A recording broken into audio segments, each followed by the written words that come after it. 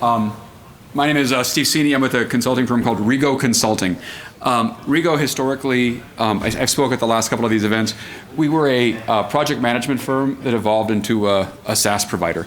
We're a firm that specialized in project management, large enterprise project management applications, and over time, we inherited a SaaS business or purchased a SaaS business right during COVID. Ended up deploying 150 accounts. Some big customers, kind of who's who in the financial services industry, really demanding accounts. So that was our story and how we got into AWS. Now what we're doing is we're evolving, and we've been adding on over the last year an AWS line of business for consulting, because it lines up really nicely with what we've done before in the project management space. What we found that our comfort spot is kind of around security, compliance, and management, because that's really close to the PMOs, right? So our lines of business include Clarity Project Management, Apptio, Agile consulting tools like Jira, Monday.com, FinOps, right? That's kind of the areas that we specialize in. All kind of centers around compliance and managed security, things like that. I mentioned before kind of our claim to fame is we have a lot of experience. What I'm bringing you today is what we use to manage our SaaS business and what evolved out of our SaaS business. We're a small family-owned company, so we're really flexible. So I can do a lot of stuff that I could never have done when I was like at HSBC or Motorola or Caterpillar. That slide is very light on the slide. Sorry about that. The problem that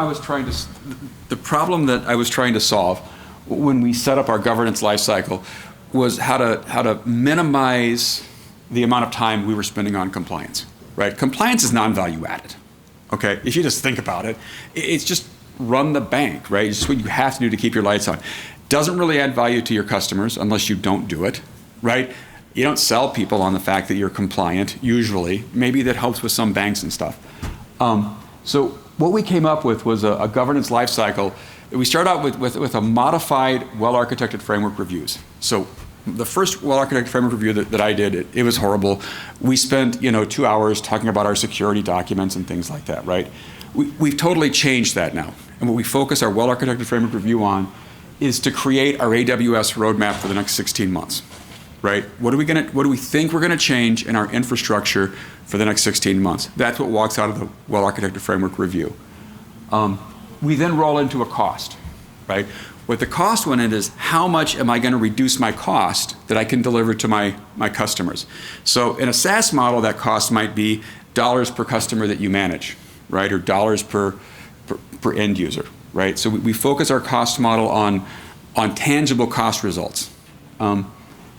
We set that as an annual cost reduction target, right? But again, we're trying to look 16 months out. We always want to look 16 months out because what we're really trying to get ready for is the next stage, which is our SOC audit, right? So we're SOC 1 and SOC 2 compliant. We've looked at ISO. It's not really worth it for us to pursue that from a business perspective, right? But what we're trying to do is go through our ISO audit with a minimum disruption to our DevOps team. In an ideal world, the individual, when I led our SOC audit last September, the DevOps team ultimately reported to me at the time, but I didn't want to bother them. If I'm having to call the SecOps team to have them generate reports for me for my ISO audit, I failed, right? After you've done this for a few times, you should be able to automate this. And the last part, I call it a focus area. For me, the focus area is always security. If you were starting out and you were having stability problems or something like that, you might want to have a different area to focus on. But to me, the focus area was always security. And that leads right back into a well-architected framework review. So this is a 12-month quarterly cycle. The other value that I found with this, I'm lucky, I'm small, I'm family-owned, right? I literally go to the owner and talk about stuff, and he's very pragmatic. But with my background at larger companies, this type of a cycle means that you can always kind of deliver the report to your management team, to your business. What are you working on? And the outcome of every one of these is not a report, it's stories, right? What's my demand side? Am I creating my future demand? So we'll talk a little bit more detail into the well-architect phase.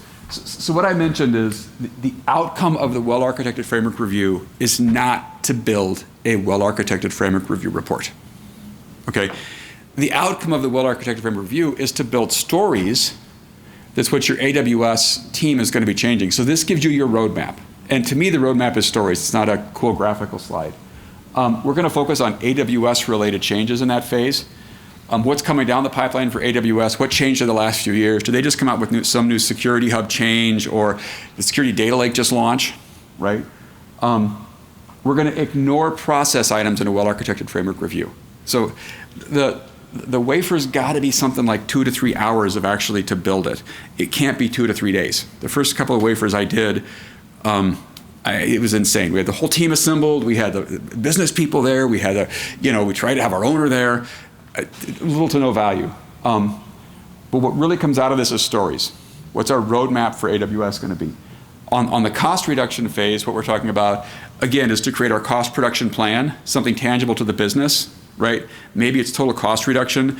On a SaaS business, I would argue it probably should be cost per user, cost for some sort of consumption, all right?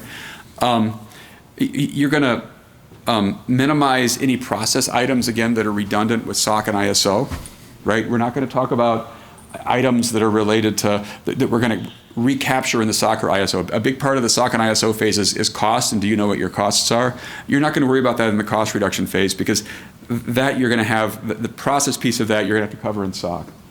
The SOC is where you focus on your process piece. So my goal is always to have 80% of my labor spent on my SOC audit by my process teams, not by my DevOps team, right? Does that make sense? Your DevOps should be a report that you've already defined and you're going to hand off and walk in the door with.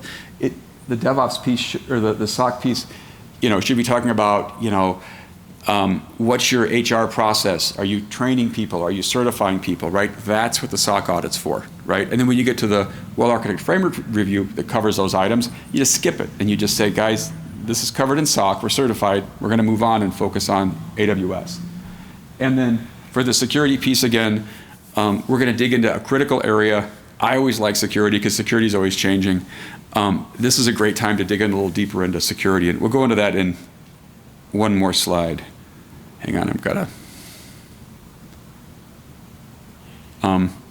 1 second here. There we go. So let's go to the well-architected framework review a little further.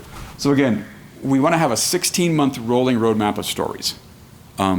I'm a waterfall guy by my training and by growing up, but I really like stories. I always want to have a set of stories that are moving on that we can pull from for different things, okay? Pull into a sprint, push them out of a sprint. We're going to focus on technical aspects of AWS. So, the security lake that I mentioned a few minutes ago is a classic. Security lake comes out, as soon as possible, we manage to pull the security lake in as one of our stories. That becomes something that's now listed as on our roadmap.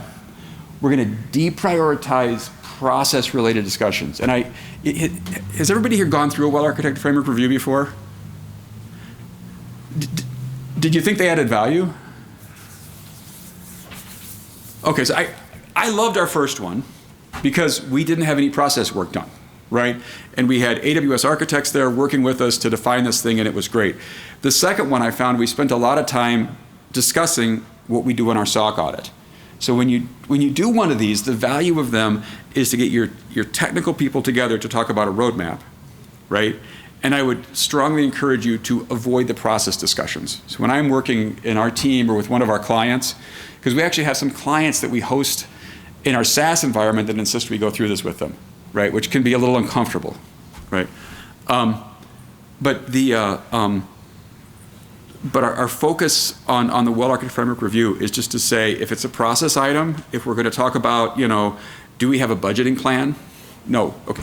The budget cycle we talk about during the SOC, when we get to the wafer, we just flush it. We just say, that is defined in our SOC audit.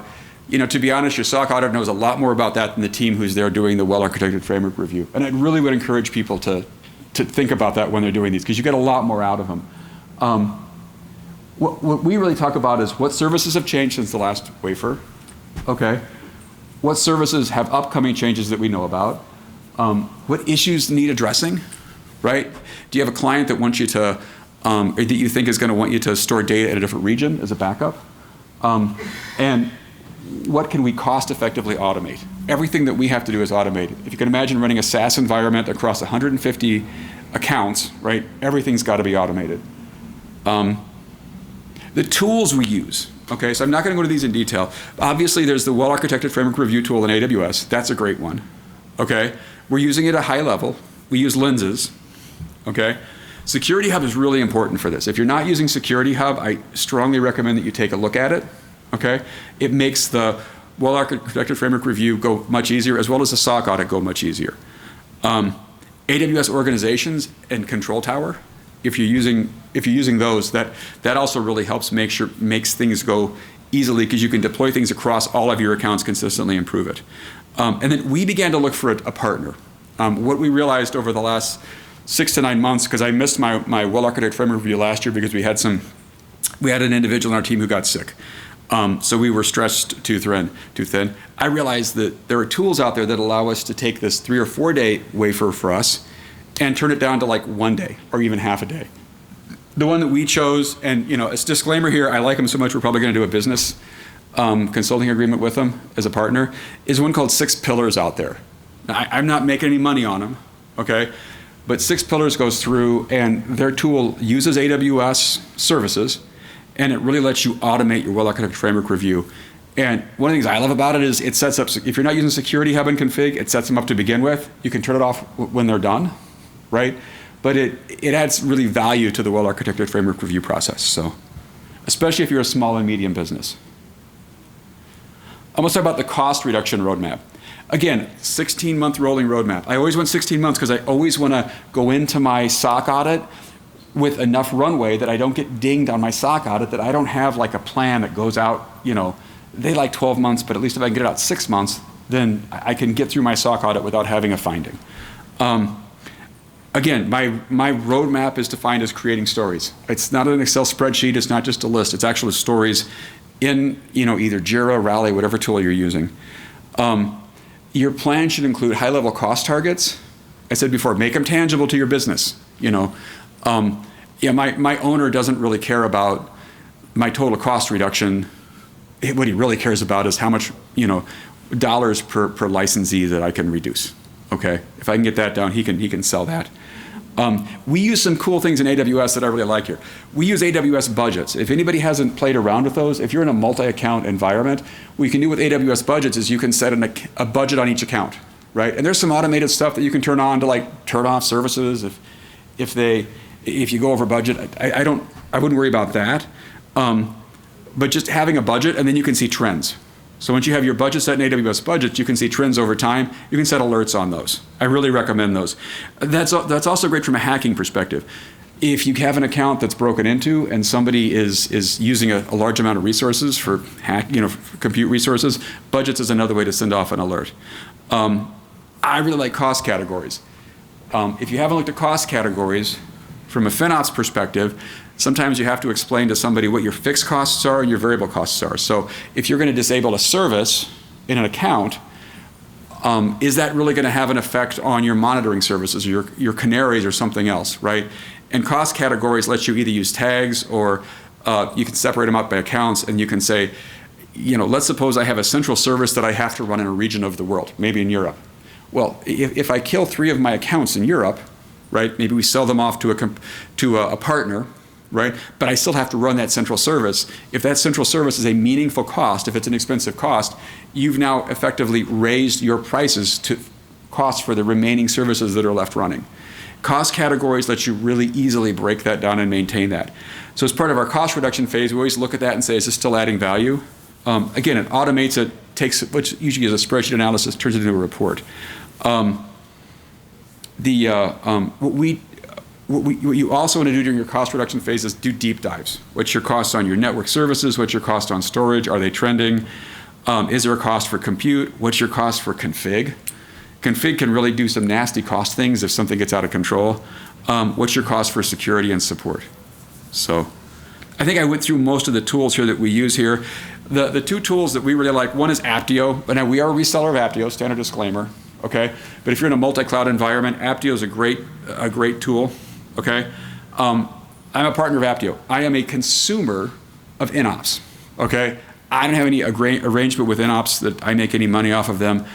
They're a great tool. If you're looking for a tool to help you manage your financials and manage your costs, and you're in an AWS-only environment, or primarily AWS environment, I really can't say enough good things about InOps.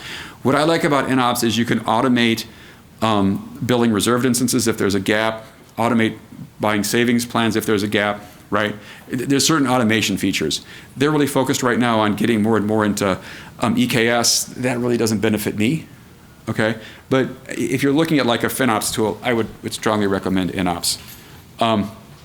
The goal of the next phase, which is the SOC and ISO phase, is just to survive. As a DevOps team, as a FinOps team, you just want to survive and have a minimal amount of time that you have to spend on an ISO or a SOC audit. The first couple that we went through, it was like a hands on deck. We're pulling reports, we're doing stuff. It was crazy. If there are any findings, you're going to have to create stories, but also create stories if you get out of this, your SOC audit, and you realize there's something I could have automated. Create a story, get that on your roadmap. My objective, and we managed to pull it off last fall, is 80% of the time in a SOC audit that you have to spend on it should be by your process people and your audit people. It shouldn't be your DevOps and your SecOps team. And we managed to hit that, and that was successful. And that's because, for starters, we use AWS QuickSight, QuickSight, just as a simple tool. There's lots of reports that you'll find out on SOC audit. There's about a dozen that we have that are just redundant. They want to know about license compliance. Well, we use AWS License Manager, and we just do a simple report to show that we're compliant on our Oracle licensing and on our OS licensing and things like that. Users, groups, and permissions have a generic QuickSight report that just grinds those things out. Patch compliance, right, is another big one. They will want to know if you were patch compliant on November 5th of last year, right, across all of your instances. Good luck pulling that data out of AWS if you don't have a report that's consistent, even if you use Patch Manager, okay? Control Tower is amazingly helpful with a SOC audit. I don't know if you guys have, if anybody's used Control Tower. Control Tower lets you set up a logging account and an audit account and automatically sends the logs over, and that takes care of some of the more difficult areas to get across as far as log preservation and proving that you're preserving your logs. Security have I mentioned. There's another piece in security called ASR. I think it's the Automated Security Remediation. If you haven't taken a look at that, it's a new feature on Security Hub. That is incredible because from an auditing perspective, you can say, if there is this issue, it's automatically remediated. So if a DevOps person stands up a Bastion host and exposes port 22 to the world, right? You can have a rule in ASR that as soon as it's detected, it just closes the port. So if you haven't looked at ASR, I'd take a look at it. The 12 reports actually came to my email today. So there's just a group more that build over time. But the other thing is we run these reports weekly and we put them in S3 and we never touch them. So when the auditor comes in and says, show me your patching report from November 5th, the process person can go into S3 and pull the patching report from November 5th. He doesn't have to call the SecOps guy and say, hey, can you pull that report for me and prove to me this? He just pulls the report, okay? Leaves my DevOps SecOps team alone. SSM and Patch Manager is really important. I did not use Audit Manager. I listened to the previous session here on Audit Manager. The reason I didn't use Audit Manager was at the time it was deployed, it was like $150 per account for Audit Manager per month, right? I got 150 accounts, right? I don't mind paying for detective, for guard duty, for inspector, for other services. I'm not going to pay for that for Audit Manager. So that's why I'm curious if there's a way to handle that better organizationally. Partner tools, I do not use this partner tool yet. There's one that I'm monitoring called Drata. If you're looking for like a SOC tool to help assist, that one I think looks personally very interesting. I haven't used it yet. It's on my radar. What those tools let you do is store the artifacts and things like that from your audit and organize them better. And the last one we'll go through is security. Security is job zero, right? That's the most important thing. Nobody cares about it until it breaks. What we do in the security phase is, first of all, again, we're going to create stories, right? That's what we always do. We adopt the latest Security Hub standards. So if they roll out NIST 853, this is the time that you roll it out. You want to be careful if you're SOC compliant to only roll those things out during a phased and managed approach. Because what we do is we give our Security Hub reports to our clients, and we also give them to our SOC auditor. And they get really nervous if you roll out a new standard and you're like 85% or 80% compliant at first until you fix some things. Again, look at ASR. Look for any gaps you can use with the automated security and remediation part of Security Hub. Adopt any changes you need to make to organizations.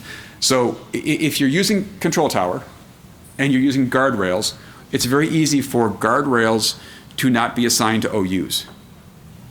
So you miss it if you've got a complex organization and you're trying to deploy guardrails. They're kind of painful to deploy, even through the CLI or through the CDK. So this is your chance to go through, audit your guardrails, audit your organization, make sure that everything is set. You haven't left off a guardrail on one of your OUs. Audit your patch manager. One thing I have found, it is surprisingly easy when you're using AWS Patch Manager to still miss something. You may miss that Lambda function that was deployed by AWS when you did Security Lake, right? Oddly enough, that may not have the right, may not be compliant with Patch Manager. So this is your chance to go through and really dig down and dig deeper.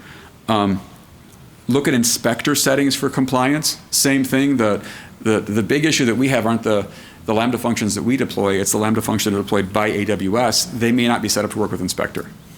And then look at your guard duty settings, right? And one thing you'll notice here, we have only used AWS security tools. We looked at Trend and some others. They're all really good, but because we're solely an AWS environment, we didn't need to go with those other tools. So what you're really doing here in the security phase is making sure everything is running like it's supposed to. The partner tool that we're looking to help us out a little bit with this is also 6 pillars.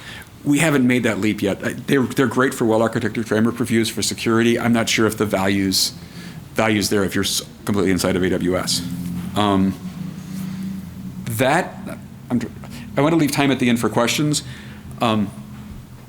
Again, what this is all about is a process that we go through to help make compliance and budgeting as effective and efficient as possible, right? We don't want to have our SecOps and DevOps teams, bothered by stuff and scrambling to take care of a SOC audit and things like that. That's really our goal here. And we're on the 4th year of doing this. So, any questions?